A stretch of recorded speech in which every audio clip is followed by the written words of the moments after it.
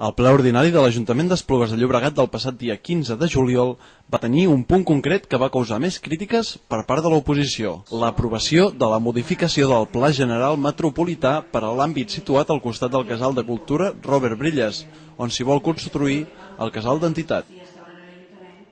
Tots els grups, exceptuant el Partit Popular, van votar en contra de la modificació del PGM perquè les modificacions no han estat les més encertades per a l'entorn en què es situarà el nou Casal d'Entitats. Per Esquerra Republicana de Catalunya, per exemple, a través del seu portaveu Jordi Figueres, van negar el vot favorable perquè hi haurà un augment de la densitat i de l'edificabilitat. La modificació que es planteja el govern socialista és un pas. Vull dir, d'alguna manera vol justificar que no dona ni un metro més a edificació, però ens fa trampa, perquè converteix tota una sèrie de drets a edificar, ho converteix en equipaments, però ho trasllada sobre la zona urbanitzable on al cap i a la fi doncs, hi haurà habitatges. Per tant, sí que realment hi ha un augment de la densitat i un augment de l'edificabilitat. I a banda, vull dir, nosaltres diem que tècnicament, malgrat tot, podria ser que fos perfecte el pla, però malgrat tot, creen dos blocs que aniran en paral·lel al Casal Brillas, on ara hi ha jardins i hi ha doncs, una finca que no està edificada. En allà planteja dos blocs en planta baixa més 4, i això vol dir que més els blocs que ja tenim en planta baixa més 4 d'on hi ha la bodega i més els pisos on hi ha el Condis, i per això que faci propaganda, etc. Però malgrat tot es crea una zona de caixa de ressonància que evidentment serà molesta, fins i tot quan es facin activitats lúdiques on hi haurà precisament el local del Casal d'Entitats, que segurament generarà molta més activitat que la que no pas hi ha ara en el casal. Per tant, entenem que no és una bona solució.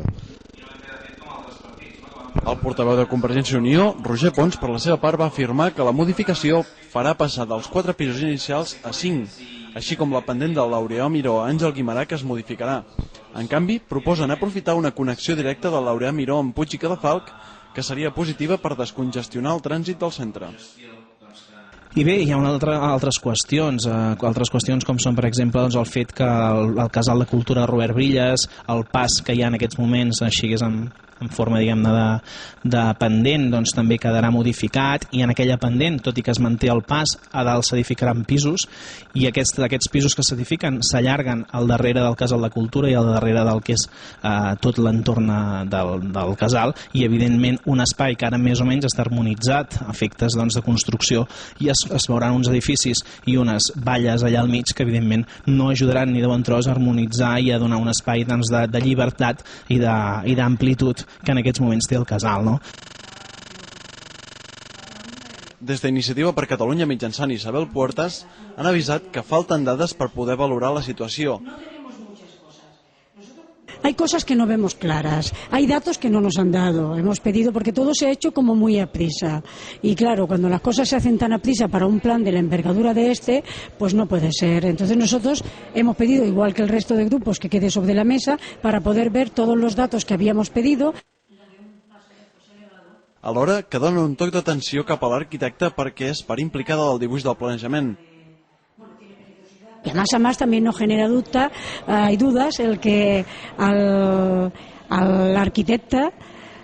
clar, no és que l'Ajuntament pague l'arquitecte, lo paga la empresa constructora, la empresa la inmobiliària, però a més és que aquest home, aquesta senyora o l'empresa a la que el seva també té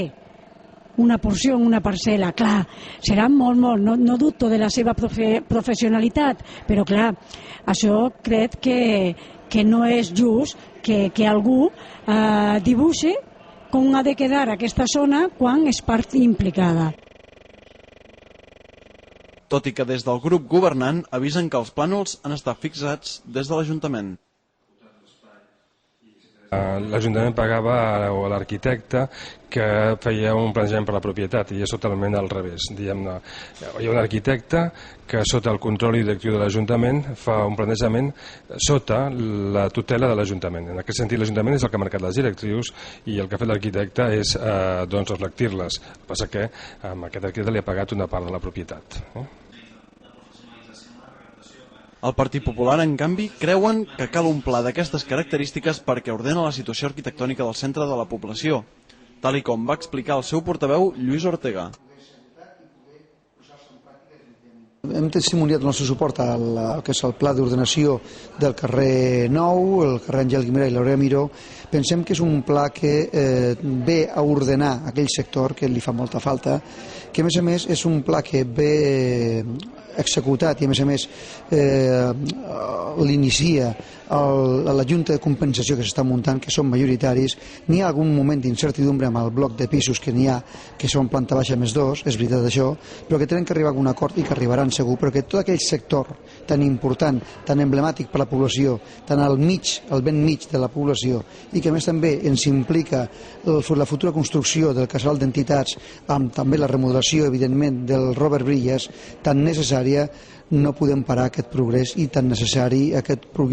casal d'entitats i casal de cultura Robert Brillas. Això no ho podem impedir.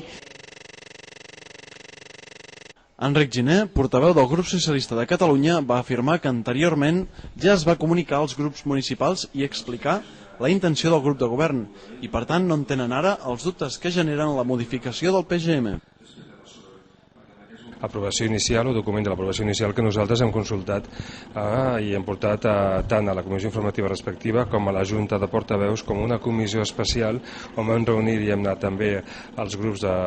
municipals, els grups de l'oposició, ja els hi vam explicar fil per randa doncs, el planejament i vam intentar aclarir totes les dubtes que tenien. Un altre punt conflictiu en què tots els grups municipals van votar en contra va ser l'aprovació d'un expedient de modificació de crèdits dels pressupostos municipals d'enguany, ja que creien que hi han hagut massa modificacions d'aquests pressupostos, tot i que els socialistes van assegurar que era la primera vegada. Dues mocions van entrar al ple per ser aprovades pels grups polítics, ambdues presentades per Esquerra Republicana. La primera finalment va ser retirada doncs era una proposta per protestar sobre el finançament de Catalunya, però com que es va presentar el passat dilluns ja no calia. La segona moció servia per demanar la creació de plans educatius d'entorn a les escoles per tal de procurar esborrar les desigualtats entre les persones nouvingudes a la població. Considerem que el govern socialista aquí ha pactat en clau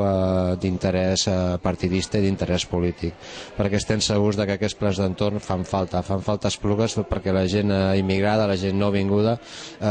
creï també la seva pròpia identitat espluguina, vull dir, siguin acollits també dintre del que és el teixit associatiu. Excepte el Partit Socialista, tots els grups van votar que sí, ja que els socialistes creuen que s'estan realitzant les accions necessàries des de les regidories. Aquest pla educatiu d'entorn que nosaltres el valorem i creiem que és necessari. Per una banda hi ha un munt de regidories nostres que fan activitats que podríem englobar en aquest pla educatiu d'entorn. El que passa que no estan totes englobades dins del que seria com a tal pla, aquesta definició de pla, però sí que es fan aquest tipus d'activitat. Finalment també es va votar l'aprovació de les festes locals de l'any 2010 per al 24 de maig, així com es va confirmar la celebració del dia de Sant Mateu per al dilluns 20 de setembre, el que tots els grups van votar favorablement.